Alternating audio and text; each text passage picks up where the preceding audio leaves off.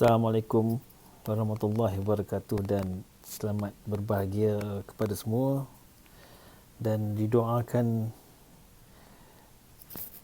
semua dalam keselamatan dan peliharaan Allah Ta'ala, Tuhan Yang Maha Esa, daripada wabak-wabak penyakit jangkit khususnya COVID-19 yang sedang melanda tempat kita sejak 2 bulan yang lalu.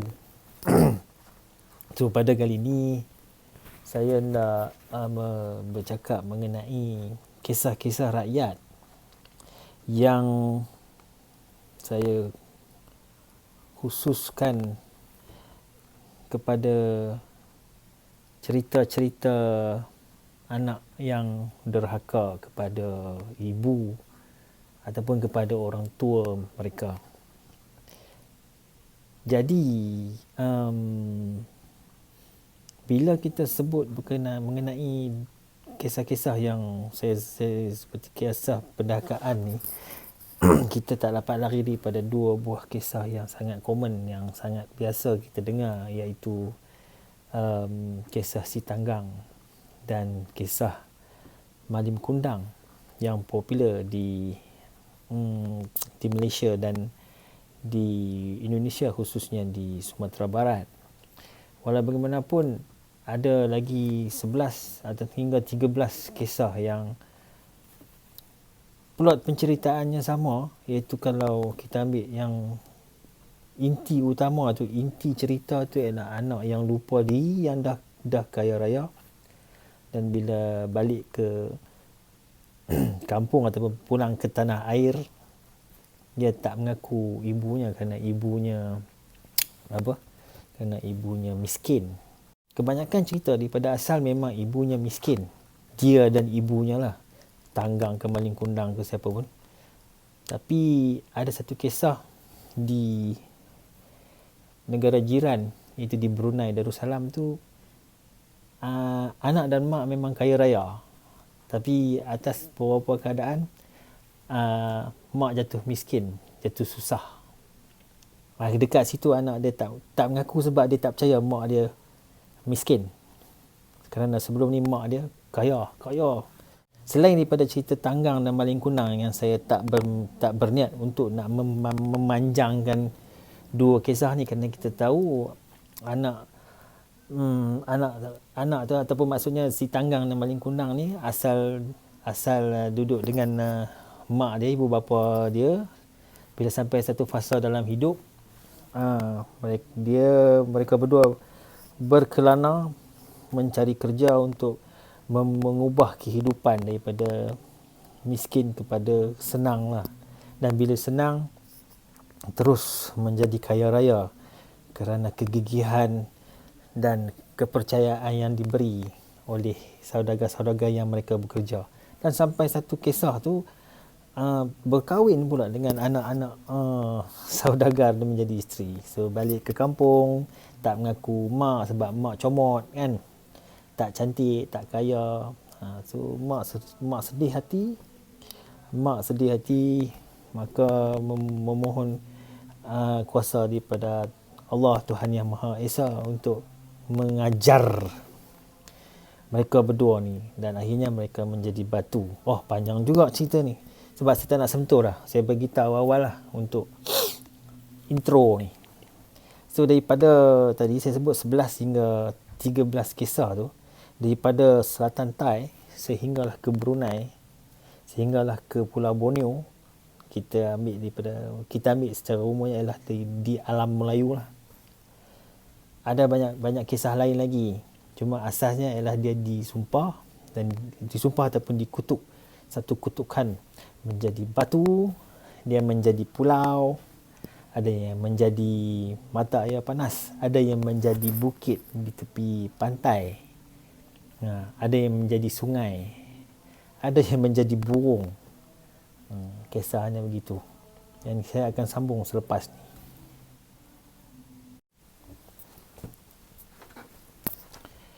Okey, kita sambung. Di dalam alam Melayu ni, saya kadang-kadang suka sebut alam kosmos Melayu, kerana orang Melayu ni dia Macam seperti bangsa-bangsa lain juga, dia ada kepercayaan dan ada dia punya pantang larang dia sendiri, yang kita sebut kadang-kadang kalau dalam bahasa Inggeris disebut sebagai worldview ataupun Weltanschauung dalam bahasa Jerman. Saya mohon tu, sebutan saya tak betul, tapi itu adalah maksud worldview dalam bahasa Jerman. So di dalam worldview ni, worldview kepulauan alam-alam Melayu ni, kita pergi kepada kisah di selatan Thai, iaitu mengenai kisah Pulau Jelapi. Kisah dia sama juga, anak dia telah dahaka dan telah disumpah menjadi pulau. Maksudnya tu sekali dengan kapal lah, itu pasal dia jadi pulau, dia tak jadi batu. Dan kita seterusnya kita pergi, kita turun sikit ke Kelantan, kita masuk ke negara Malaysia, kisah mengenai Lubuk Jong. Lubuk Jong Pasir, di Pasir Mas, Kelantan.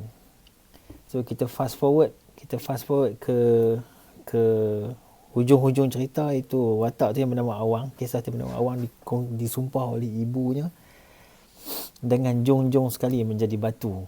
Kononnya kisah orang tua bila masa yang saya sebut tadi, bila masa hujan panas tu, jong yang tenggelam tu akan resurface. Jadi tidak dapat disahkan lah, sebab itu lebih kepada cakap-cakap ataupun kisah cerita-cerita daripada orang tua. Saya nak ke Brunei, itu kisah Nahoda Manis di Brunei Darussalam. Ini yang dikatakan maknya tidaklah miskin daripada awal. Macam kisah-kisah lain yang saya akan sebut sebelum ni, yang saya akan bakal sebut selepas cerita Nahoda Manis ni, semua miskin. Tapi Nahoda Manis ni mak dia tak miskin. Manis dan mak dia ni, ibunya ni kaya raya. Walau bagaimanapun disebabkan hatinya membuat-buat untuk merantau, jadi dia telah dia telah keluar daripada Brunei, ataupun yang orang kata di kampung air sekarang, dan mencari makan, mencari kekayaan di Sulu, itu di Filipina sekarang. Dan ibunya yang bernama Dang Ambun tu, sifatnya pemurah, dia suka menderma, suka memberi infak. Tapi nak jadi cerita tu, nak jadi kisah je tu, dia telah jadi susah lah, sebab dia derma sehingga tidak ada harta apa lagi. So bila Manis ni yang dah menjadi dahoda pulang, dia memang tidak percaya kepada dengan keadaan ibunya yang miskin. Sebenarnya mak aku ni kaya, aku keluar ni sebab nak ambil pengalaman, nak cari pengalaman. Dan alhamdulillah aku kaya, tapi bila balik mak aku tak seperti yang aku jangka. Ini bukan mak aku. So at the end of the day, dia menjadi disumpah oleh mak dia menjadi batu. Dan kapal Nahoda Manis ni, ataupun kita kata jong ataupun kapal kecil, saya pun tak tahu, kita tak tahu, telah ada, masih wujud. Kononnya masih wujud di sungai tu dan menjadi tempat rumah api. Ada gambar dalam Facebook. Okey, kita bergerak ke Sumatera, Indonesia. Tapi kita fokus kepada kepada kisah-kisah di Provinsi Riau dahulu, iaitu di Indragiri Hilir dan di Bengkalis. So kalau di Indragiri Hilir ni, ataupun kalau bahasa orang tempatan disebut Inhil, ada satu kisah yang disebut kisah Batang Tuaka ataupun Sungai Tuaka, yang diambil daripada nama seorang lelaki yang bernama Tuaka. Sama. Mereka hidup di dalam pondok ataupun gobok yang terletak di tepi sungai.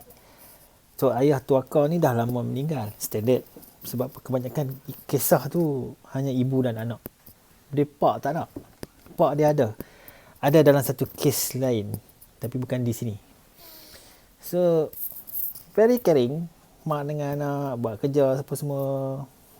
Dulu buat kerja apa, berkebun lah kan, ataupun tangkap ikan. Bukan dia pergi office naik LRT apa semua. So mereka berdua keluar masuk ke hutan mencari kayu api ataupun kayu bakar untuk dijual. So dalam perjalanan tu mereka berdua menyaksikan pergaduhan 2 ekor ular. Dan dia orang nampak lah, dia duduk parti kan, duduk parti. Oh, dia orang ada tengah duduk berebut. Ada satu batu permata. So dalam beberapa lama tu ular tu bergaduh. Satu ekor ular tu mati. Dan yang seekor lagi tu cedera lah. Teruk sangat bergaduh ada 2 ekor tu. So tuaka dan mak dia ni, ibunya ni, telah membawa ular itu pulang ke rumah mereka untuk dirawat. Selang beberapa hari ular tu dah sihat, dah okey. Dia cabut itu, dia belah situ dan meninggalkan batu permata tu. Itu punca dah. Setelah ular tu meninggalkan mereka, setelah ular tu sihat, so daripada permata tu, makanya tuaka cuba menjual permata tu, dan telah ada seorang saudagar yang berminat dengan permata tu. Cuma duit tak cukup. Bila duit tak cukup, dia berasa segan, so dia mengajak tuaka pergi ke Temasek untuk mengambil baki duit yang dia nak beli permata tu. Bila sampai di Temasek, dia dapat duit tu. Daripada duit tu, tuaka expand kehidupan dia dengan menggunakan duit jualan permata tu untuk berniaga, menjadi kaya raya, mendapat isteri yang cantik, biasa cantik, dan dia lupa kepada ibunya yang berada di kampung di Indragiri tu. Sampai satu tahap, sampai satu hari kembali ke kampung macam biasa, dan dia menjadi seorang anak yang lupa diri. Tapi dalam cerita ni isteri dia yang lebih-lebih. Dia ada isteri yang baik, ada isteri yang lebih-lebih. Dan isteri yang baik tu selepas ni ada cerita dia sekejap. Saya cuma kadang-kadang saya nak panjangkan cerita, saya nak pendekkan cerita. So isteri dia ni, isteri tuaka ni overacting sikit. Mungkin sebab kaya ada action. So mak dia berkecil hati, maka dia memohon pedoman daripada Tuhan Yang Maha Esa, dan supaya diberi satu warning ataupun peringatan kepada tuaka. Tapi biasanya warning daripada Tuhan tu memang besarlah dia punya konsekuensinya. Tuaka telah bertukar menjadi seekor burung helang, dan isterinya telah menjadi seekor burung punai.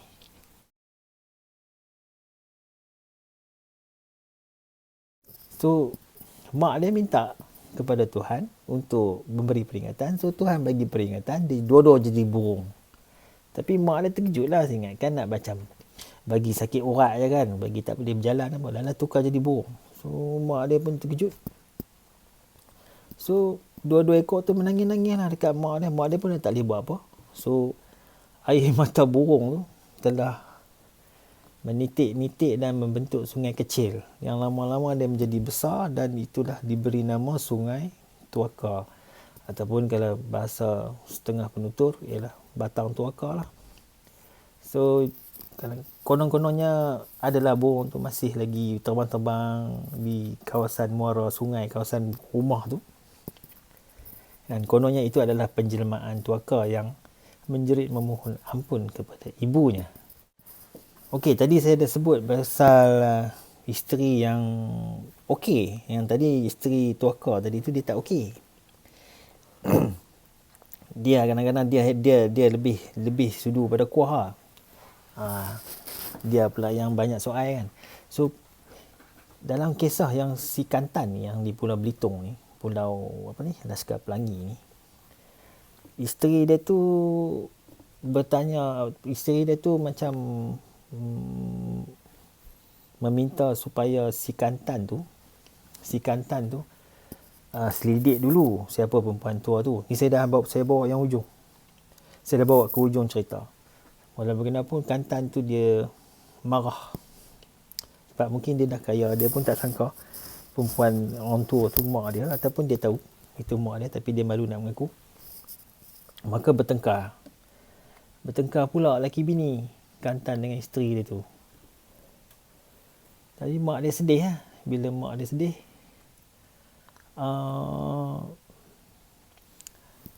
mak dia berlalu daripada kapal si Kantan tu. Dia memohon pedoman juga kepada Dewata lah, dalam kisah ni Dewata. Dan semoga Dewata tu memberi kutukan ataupun sumpahan kepada anaknya. So mak dia berdayung zen. Belum pijak lagi pasir, boleh pijak lagi pasir laut tu di tepi pantai tu. Si Kantan dengan tu dah bertukar menjadi batu dan segala isteri, dayang, pengiring apa semua tenggelam. So daripada cerita tu kapal si Kantan tu yang di Pulau Belitung tu adalah asal-asalnya pulau kapal. Sebuah pulau kecil yang terletak di tengah alur muara Sungai Cerucuk. Ada satu kisah di Pulau Bengkalis tau, di Provinsi Riau. Ini saya terdedap durhaka. Saya rasa ini adalah cerita yang paling best. Kerana dia ada sebuah lagu yang bagi saya lagu mengenai anak yang dahaka, tapi dalam bentuk, bagi saya bentuk suasana muzik yang bagi saya sangat best. Tadi saya dah cakap ada watak ayah. Dalam cerita Dedap ni, ayah dia ada nama nama dia Ujang, dan ibu Dedap tu bernama Topang. So dalam banyak-banyak kisah dahaka anak Melayu ni, dalam anak Melayu ni, kisah Dedap ni ada nama bapa. Yang lain tak ada kan. Dia biasa ada nama mak, ibu anak, bapa mati, bapa pergi mana tau kan, mabuk-mabuk apa semua, tak ada. Dalam cerita Dedap Dahaka ni ada nama bapa, itu namanya Ujang. Sama juga kisah dia tu,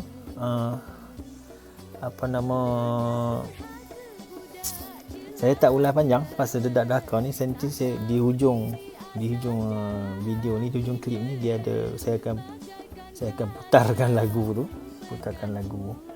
Dedap Dahaka tu, dan daripada lirik lagu tu dia menceritakan apa yang terjadi kepada Dedap. Tapi yang seingatan saya, dia akan jadi pokok pelam, jadi pulau, jadi puting beliung apa semua. Itu ada dalam lirik tu.